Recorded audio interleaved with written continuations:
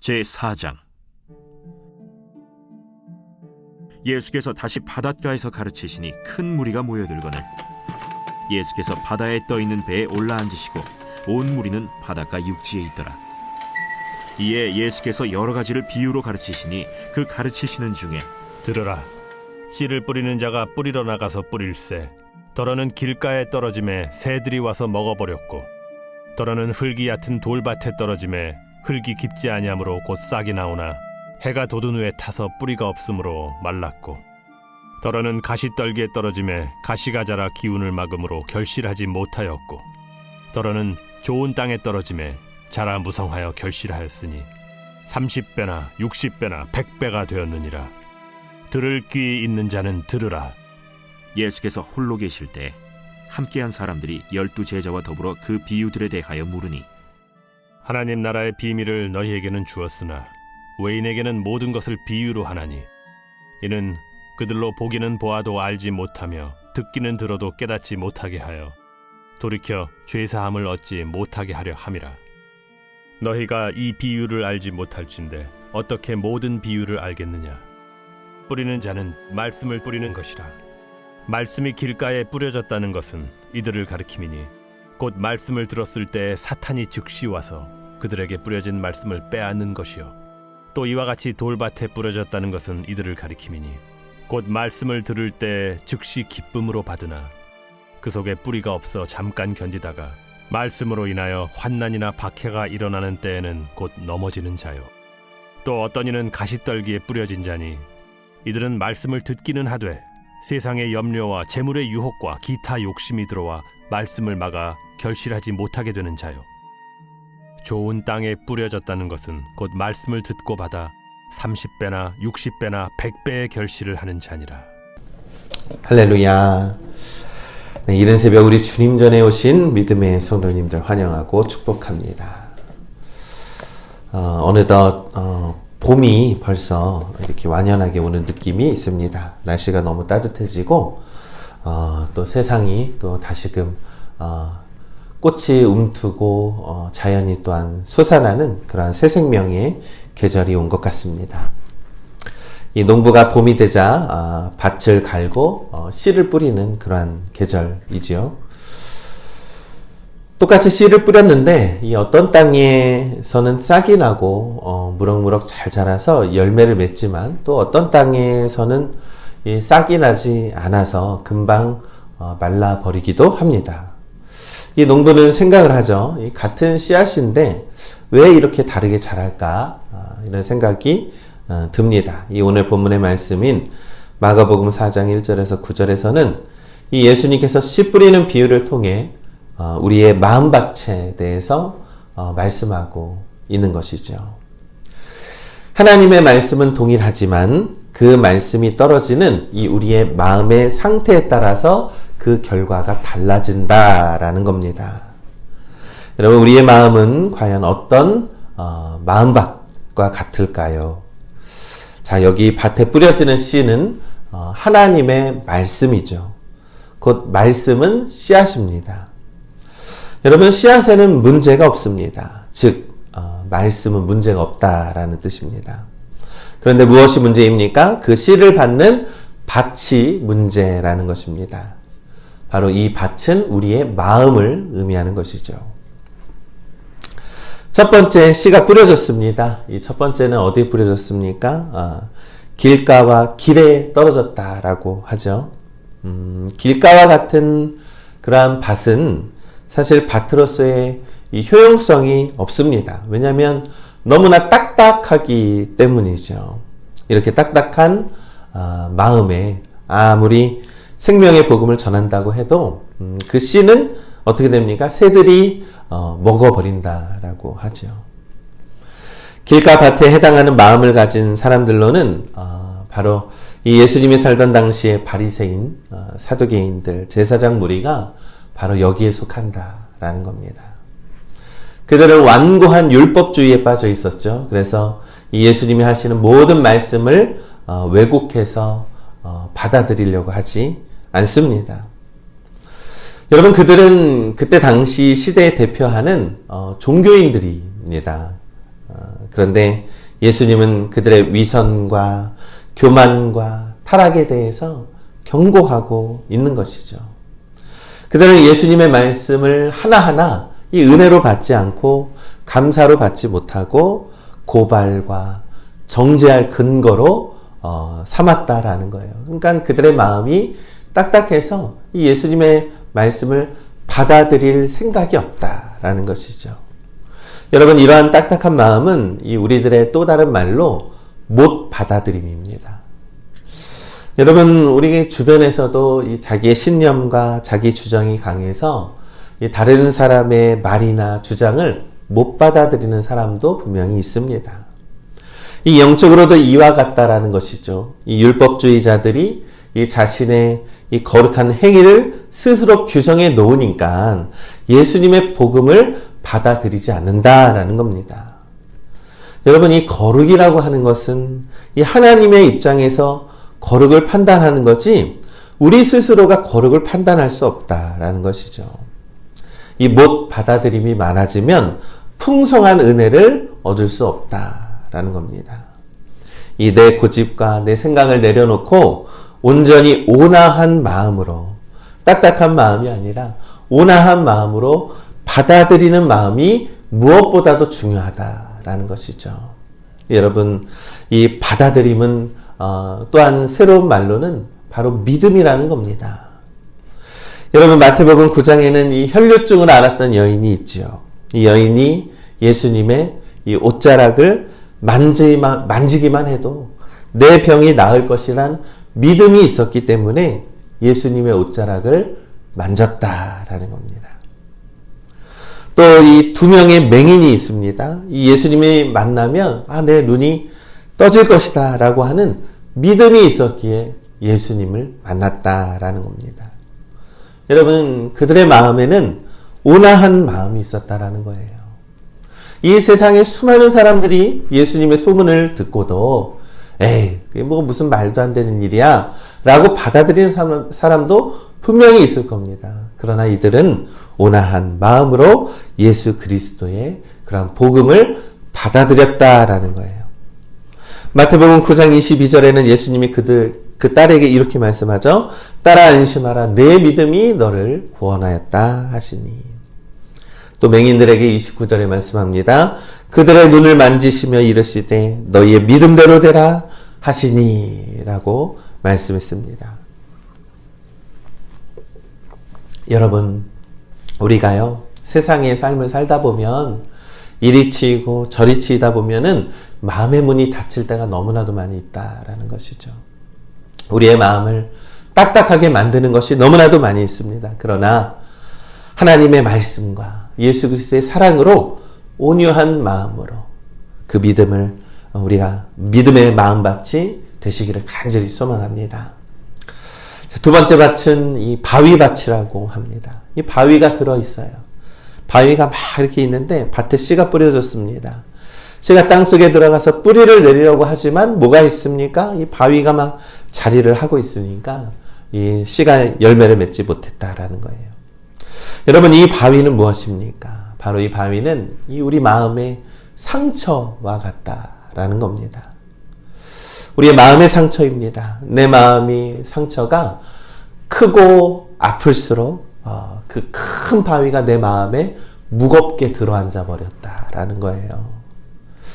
여러분, 누구에게도 말하지 못할 상처, 말할 수 없는 아픔과 여러 가지 사연들은 누구에게나 다 있습니다. 그러나 그 마음의 상처가 너무나도 크게 자리 잡아서 내 마음에 큰 바위처럼 떡하니 들어앉아 있으니까 생명의 말씀이 떨어져도 그 마음에 뿌리를 내리는 듯 하지만 결국에는 시들고 말았다라는 것이죠. 여러분, 우리가 교회에서 신앙생활을 10년이고 20년을 다녀도 이렇게 우리의 내면에 엄청난 상처와 이 바위가 들어서 있는 사람들이 참 많이 있습니다. 상처가 깊으면 깊을수록 마음의 짐은 더욱더 무거워지기 마련이죠. 여러분, 예수님께서 이 땅에서 행하시는 일들은 천국 복음을 전하시는 일이었죠. 그 천국의 복음을 전하시는 일을 세 가지로 할 수 있습니다. 가르치시고 전파하시고 치유하시는 것이 예수 그리스도의 사역 아닙니까? 그런데 우리가 치유받지 못한 마음으로 복음을 받으니까 그 복음이 건강하게 자라지 못한다라는 거예요. 여러분, 우리가 치유받지 못한 상태에서 자꾸 복음을 받아들입니다. 여러분, 치유받지 못한 사역자가 있고요. 치유받지 못한 교인들이 있고요. 치유받지 못한 교사들도 있고 치유받지 못한 그리스도인들이 너무나도 많이 있습니다. 그러한 상태에서 우리가 복음을 받아서 그 치유받지 못한 마음으로 누구에게 복음을 전한다 한들 건강한 복음을 전할 수 없다라는 겁니다. 요한복음 14장 27절은 말씀합니다. 평안을 너희에게 끼치노니 곧 나의 평안을 너희에게 주노라. 내가 너희에게 주는 것은 세상이 주는 것과 같지 아니하니라. 너희는 마음에 근심하지도 말고 두려워하지도 말라. 여러분, 예수님께서 말씀하셨죠. 내가 너희에게 평안을 주노니 마음에 근심하지 말아라 라는 겁니다. 여러분, 예수 그리스도의 십자가에 흘려주신 그 보혈이 우리의 죄를 씻어주셨어요. 그 보혈의 은혜가 우리의 마음의 상처를 아물어 주십니다. 그러니 우리 믿음의 성도 여러분, 예수 그리스도의 십자가의 보혈이 우리의 그 슬픔도 씻어주신다라는 사실을 믿으시길 간절히 소망합니다. 그 마음의 상처를 어루만져 주십니다. 주님만이 어루만져 주십니다. 그 예수 그리스도의 사랑이 우리를 치료해 주실 줄 믿습니다. 그 은혜가 우리를 온전하게 합니다. 예수 그리스도의 십자가 은혜가 우리 안에 있어서 그 무거운 상처의 바위를 치워버리게 될 것을 우리는 믿습니다. 그러니 마음의 상처를 두지 마세요. 마음의 아픔과 상처는 주님 전에 나와서 마음껏 눈물 흘리면서 기도하세요. 주님께서 치유해 주시잖아요. 그러면 주님의 복음을 건강하게 받아야 합니다. 내 마음의 상처로 복음을 전하면 건강하지 못하는 복음을 전할 수 있어요. 그러니 내가 먼저 치유받고 내가 먼저 복음의 은혜 받고 치유받고 회복하는 우리 믿음의 성도들 되시기를 간절히 소망합니다. 셋째로 가시밭을 들을 수 있지요. 씨가 땅에 뿌려졌습니다. 뿌리가 내립니다. 그런데 문제가 생깁니다. 가시가 함께 자라서 그 씨의 기운을 막아버렸다라는 거예요. 빼앗아 버렸다라는 거예요. 가시밭은 어떤 마음일까요, 여러분? 이 가시밭은 날카롭고 딱딱하고 아주 무서운 마음이죠. 그러니까 남을 찌르는 마음이에요. 시기하고 미워하고 상처내는 그런 마음입니다. 여러분, 이 시기의 마음은 결국 예수님을 배반하고 예수님을 십자가에 달리게 했습니다. 빌라도가 예수님 복점에 세우면서 말하죠. 유대인의 왕을 너에게 놓아주기를 원하느냐. 대제사장들 서기관들에게 그렇게 얘기를 합니다. 많은 사람들에게도 얘기합니다. 그러나 모두가 다 예수님을 외면했어요. 여러분, 이 대제사장들이 왜 빌라도에게 예수님을 넘겼습니까? 그들의 마음에 완악함이 있었기 때문입니다. 미움의 마음이 있기 때문입니다. 다툼의 마음이 있기 때문입니다. 결국 그러한 시기와 미움과 증오의 마음은 죽음을 초래하게 한다라는 거예요. 하나님의 말씀을 우리가 듣고도 아직도 남을 미워하는 그러한 마음이 있으면 우리의 마음의 증오를 내가 정말로 다스리지 못해서 화를 막 내게 되는 것들은 바로 그 가시와 같은 마음이에요, 여러분. 여러분, 하나님의 말씀을 듣고 감격의 마음으로 왔는데 집에 돌아가서 직장에 돌아가서 화내고 버럭하고 증오하고 있다면 그 받은 은혜가 간직이나 할 수 있겠습니까? 야고보서 3장 16절은 말씀하죠. 시기와 다툼이 있는 곳에는 혼란과 모든 악한 일이 있음이니라. 여러분, 시기와 미움이 있는 곳에 그럴 때에 주님의 인자하심을 바라보시길 바랍니다. 예수 그리스도의 인자하심을 우리가 맛보면 우리의 마음이 순전하고 신령한 마음이 되어서 구원에 이르게 될 것이라 라고 베드로전서는 말씀하고 있습니다. 여러분, 우리가 주님 전에 나올 때에 우리가 세상에서 남을 미워하는 마음을 가지고 주님 전에 나온들 가시밭과 같은 마음으로 나와서는 결코 주님의 말씀과 복음의 은혜가 열매 맺지 못합니다. 그러니 온전히 주님 곁에 나왔을 때는 마음의 모든 것들을 내려놓고 오세요. 주님은 그 마음의 동기까지도 아신다라고 성경은 말씀합니다. 내 마음의 생각과 의도까지도 다 아시는 분이에요. 그 마음을 내려놓고 온전히 미워하는 마음, 원수를 정말로 미워하지 않도록 정말로 그러한 마음을 잘 잡으시고 주님께 나오십시오. 주님이 그 마음을 아시기 때문입니다. 마지막으로 옥토와 밭은 생명의 씨앗이 옥토와 같은 밭의 마음입니다. 씨앗이 심어지면은 생명의 열매를 많이 맺는다라고 말씀하고 있습니다. 여러분, 옥토밭에 뿌려진 씨앗은 30배, 60배, 100배의 열매를 맺는다라고 합니다. 그런데 여러분, 예수님이 살던 당시에 이 유대인 땅들의 농지는요, 살펴보면 이렇게 좋은 밭이 없었어요. 여러분, 이 유대인들 땅 자체가 이 척박하기에 이를 데가 없습니다. 다 딱딱하고요. 다 돌들이 넘쳐나고요. 어디를 가든 돌멩이가 가득하고 좋은 밭을 찾아볼 수 없었다라는 겁니다. 가시도 많아서 너무나도 그러한 것들이 유대인들 땅의 평범한 그러한 땅의 모습이었어요. 순전히 옥토와 같은 밭을 찾는 것은 참 어려운 일이었습니다. 그렇다면 예수님이 말씀하신 옥토와 같은 밭은 무엇이겠습니까?